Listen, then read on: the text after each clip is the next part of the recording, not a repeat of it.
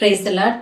ప్రభువును రక్షకుడైన యేసుక్రీస్తు పరిశుద్ధ నామమునకు మహిమ కలుగును గాక. మీ అందరికీ కూడా యేసు నామం పేరిట వందనాలండి. దేవుడు మనందరిని ప్రేమించి మరొక నూతన దినమును మనకు అనుగ్రహించి ఇచ్చిన ఈ దినమున తన వాక్యము ద్వారా ప్రారంభిస్తున్న సర్వోన్నతిని మాట కైకొంటూ ఆయనను ఘనపరుస్తూ ఆయన ఆశీర్వాదం అందుకుందామండి. ఆ వాక్యము యోబు గ్రంథము 22వ అధ్యాయము 28వ వచనమును దేవుడి రోజు మనకు వాగ్దానముగా అనుగ్రహిస్తున్నారండి.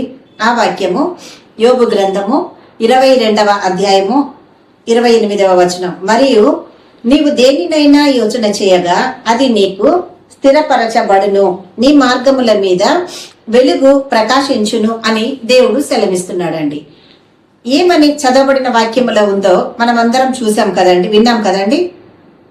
మరియు నీవు దేనినైనాను యోచన చెయ్యగా అది నీకు స్థిరపరచబడును అని దేవుడు సెలవిస్తున్నాడు.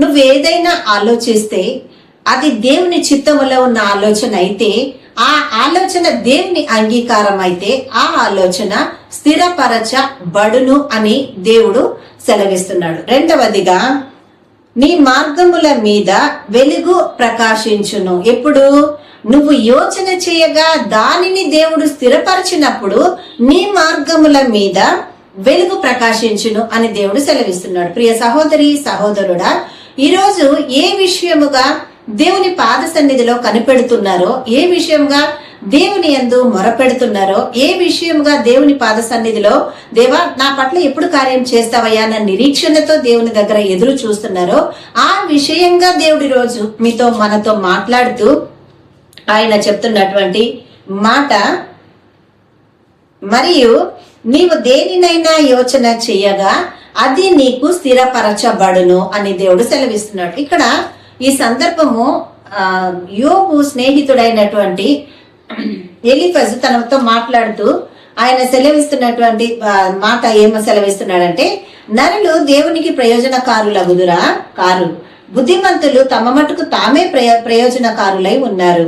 నీవు నీతిమంతుడవై ఉండుట సర్వశక్తుడగు దేవునికి సంతోషమా? నీవు యథార్థవంతుడవై ప్రవర్తించుట ఆయనకు లాభకరమా? ఆయన యందు భయభక్తులు కలిగి ఉన్నందున ఆయన నిన్ను గద్దించునా? నీ భయభక్తులను బట్టి ఆయన నీతో వ్యాజ్యమాడునా? అని నువ్వు ఇంతగా ఉన్నావు కదా దేవునిలో, అన్ని విషయాలలో ఆ పరలోక తండ్రి మీద నువ్వు ఆధారపడి ముందుకు కొనసాగుతున్నావు కదా. మరి ఇంతగా చేస్తున్నప్పుడు దేవుడి సన్నిధిలో నువ్వు ఏ విశ్వాసంతో దేవుని పాద సన్నిధిలో ముందుకు కొనసాగుతున్నావు? అందుకే ఆయన మాట్లాడుతూ చెప్తున్నమాట, మరియు నీవు దేనినైనా యోచన చేయగా అది నీకు స్థిరపరచబడును. ఎందుకంటే నువ్వు దేవుని మార్గంలో ఉన్నావు, దేవుని యందు యథార్థత కలిగిన వ్యక్తివై ఉన్నావు, దేవుని యందు చెడుతనమును విసర్జించిన వాడవై ఉన్నావు, దేవుని యందు న్యాయవంతుడవై ఉన్నావు. అదే పరలోక తండ్రికి నీవు భయభక్తులు కలిగి ఉన్నావు. కాబట్టి నువ్వు యోచన చేయగా నీ పరలోక తండ్రి దానిని స్థిరపరుస్తాడు కదా. నువ్వెందుకు భయపడుతున్నావని యోబు స్నేహితుడు ఎలీఫజ్ మాట్లాడుతూ చెప్తున్నాడండి. ఆ తర్వాత నీ మార్గముల మీద వెలుగు ప్రకాశించును. ఇవన్నీ ఎప్పుడు జరుగుతుంది? యోబు కలిగి ఉన్నటువంటి ఆ ధన్యత మనము కూడా కలిగి ఉన్నప్పుడు దేవుడి పాద సన్నిధిలో నీ దేవుడు యోబు పట్ల సాక్ష్యము చెప్పగలిగినంత నీతిమంతుడై యోబు నిలబడి ఉండగా, మరి మనము కూడా ప్రతి విషయములో నా దేవునికి సాక్షిగా నేనున్నాను, నా పరలోక తండ్రి చేసిన ప్రతిదానికి నేను ఆయనను మహిమపరుస్తానని ఎప్పుడు నిన్ను నీవు దేవుని దృష్టికి యథార్థంగా కనబడతావో అప్పుడు మాత్రమే దేవుడే ఎలీఫజు యోబుతో మాట్లాడుతూ చెప్తున్న మాట ఇప్పుడు చదవబడిన వాక్యం, నీవు యోచన చేయగా యెహోవా దానిని స్థిరపరచును. ఎప్పుడు? యథార్థత కలిగి న్యాయవంతుడివై ఉండి చెడుతనమును విసర్జించి దేవుని యందు భయభక్తులు కలిగి, అంటే అన్ని విషయాలలో నువ్వు దేవునికి లోబడి దేవుని మార్గములో నువ్వు నిలబడితే అప్పుడు నీ మార్గముల మీద వెలుగు ప్రకాశించును.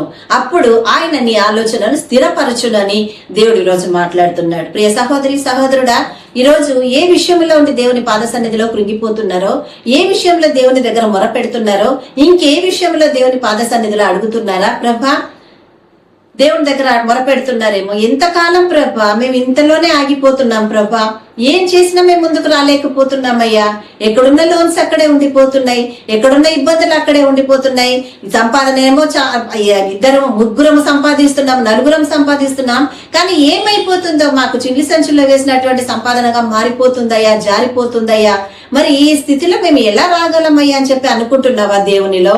కానీ యోబులాగా నువ్వు యథార్థత కలిగి నిలబడు. స్తుతించే విషయంలో కానీ, ఆరాధించే విషయంలో కానీ, ఆయన మహిమపరిచే విషయంలో కానీ, ఆయనకి ఇచ్చే విషయంలో కానీ, ఇవ్వడం ఏమి ఇస్తావు నువ్వు? దేవుడు ఏమంటున్నాడు? నీ సమయాన్ని కోరుతున్నాడు, నీ హృదయాన్ని కోరుతున్నాడు, ఆ తర్వాత నీ దశమ భాగాన్ని దేవుడు కోరుతున్నాడు. ఇవన్నీ తీసుకొని ఆయన దాచుకోవడానికి ఆయన దరిద్రమైన దేవుడు కాదండి. నిన్ను నన్ను మనల్ని ఆశీర్వదించడానికి దేవుడు మనల్ని ఆయన మార్గం కలుగు చేసి చెప్పిన మాట. Malaki 3:10 ఏముంటుంది? నా మందిరముల ఆహారం ఉండునట్లు మీ 10వ భాగమంతయు తెచ్చి నన్ను శోధించిన ఎడల ఆకాశ వాకిళ్లను విప్పి పరలోకపు తూములను తెరిచి పట్ట జాలని విస్తార దీవెనలను కుమ్మరిస్తానని స్పష్టంగా నువ్వు చదవగలిగినటువంటి అక్షరాలతో నీ ముందు పెట్టి ఉన్నాడే. కానీ చదవడం వరకు మాత్రమే, కళ్ళతో చేసే పనికి ఖర్చు ఉండదని మనం చేసే పని చేస్తాం, కానీ ఇచ్చే విషయంలో చేతులతో చేసే పని హృదయానికి సంబంధించిందని మాత్రం అడ్డగింపులు కలిగి మనం ఆగిపోతున్నాం. ఎక్కడ వస్తుందండి టైం? ఎక్కడ వస్తుందండి మనకు ఆశీర్వాదం? దేవునికి నీ సమయమునివ్వక, దేవునిలో నువ్వు కొనసాగక, దేవుని పాద సన్నిధిలో నిలబడక, వాక్యమును వెదకక, ఏదో 2 నిమిషాలు కష్టపడి వచ్చామయ్యా, మేము 2 నిమిషాలు మేము ప్రార్థన చేస్తాం, నువ్వు అడ్జస్ట్ చేసుకున్న పరిస్థితికి ఈ రోజు మనం దిగజారిపోతున్నాం. దేవునిలో సమయం ఆయనే ఇస్తున్నాడు, జీవము ఆయనే ఇచ్చాడు, తెలివితేటలు ఆయనే ఇచ్చాడు, శక్తి బలమును మనకు ఆయనే అనుగ్రహించాడు, వెళ్లి రావడానికి పోయి రావడానికి మార్గమును కలుగ చేశాడు, తన దూతలకు ఆజ్ఞాపించాడు, చేతులతో ఎత్తుకొని వెళ్ళి మళ్ళీ తీసుకొని వస్తున్నాడు. ఇన్ని చేసినా కృతజ్ఞత చెల్లించే నేను స్థితిలో మనం ఉండిపోతే, నువ్వు యోచన చేయగా దానిని స్థిరపరిచే దేవుడు నీకున్నాడని నువ్వు నమ్మగలవా? దేవుడు నీతో ఈరోజు అదే మాట్లాడుతున్నాడు. ఏమైపోతుంది నీ సంపాదన? దేని గురించిన సంపాదన? నీకే ఉపయోగపడనప్పుడు ఈరోజు నీ సంపాదన రేపటి నీ పరలోక తండ్రి దగ్గరికి మార్గానికి అడ్డుగా ఉందని నువ్వు గ్రహించగలుగుతున్నావా? ఆ సంపాదనే నీకు నీ దేవుడికి మధ్య ఉన్న సమయాన్ని తినేస్తుందని నువ్వు ఆలోచించగలిగినావా? ఆ సంపాదనే ఈ రోజు దేవుడి దగ్గరికి నువ్వు రానివ్వకుండా అడ్డుగా ఉన్నదని నువ్వు గ్రహించగలుగుతున్నావా? ఈ రోజు నీ సంపాదనే దేవుడికి నిన్ను దూరంగా పెడుతుందని ఎప్పుడైనా నువ్వు ఆలోచించగలిగినావా? ఇవన్నీ నీ జీవితంలో నువ్వు కలిగి ఉంటే అదే దేవుని పాద సన్నిధికి నువ్వు ఎత్తబడవని కూడా దేవుడు తన లేఖనాల ద్వారా సెలవిస్తున్నాడండి. అందుకే ఆయన ఏమంటున్నాడు? నా మందిరముల ఆహారం ఉండున్నట్లు మీ 10వ భాగమంతయు తెచ్చి నన్ను శోధించిన ఎడల. ఎవ్వరికి అవకాశం ఇవ్వలేదండి ఆయన. శోధించే అవకాశం ఎవరైతే ఆశీర్వాదం పొందుకుంటారో వాళ్లకు మాత్రమే శోధించే అవకాశం ఇచ్చాడు. ఆ దేవుడు ఆశీర్వదిస్తున్నాడు. అందుకే ఎలీఫజు యోబును మెచ్చుకుంటూ, నువ్వు ఇంతగా దేవుడి మార్గంలో ఉన్నావు, నువ్వు ఇంకెందుకయ్యా కృంగిపోతున్నావు? నువ్వు యోచన చేయగా దానిని దేవుడు స్థిరపరచడా? నీతిమంతుల మార్గముల మీద యెహోవా ఏం చేస్తున్నాడు?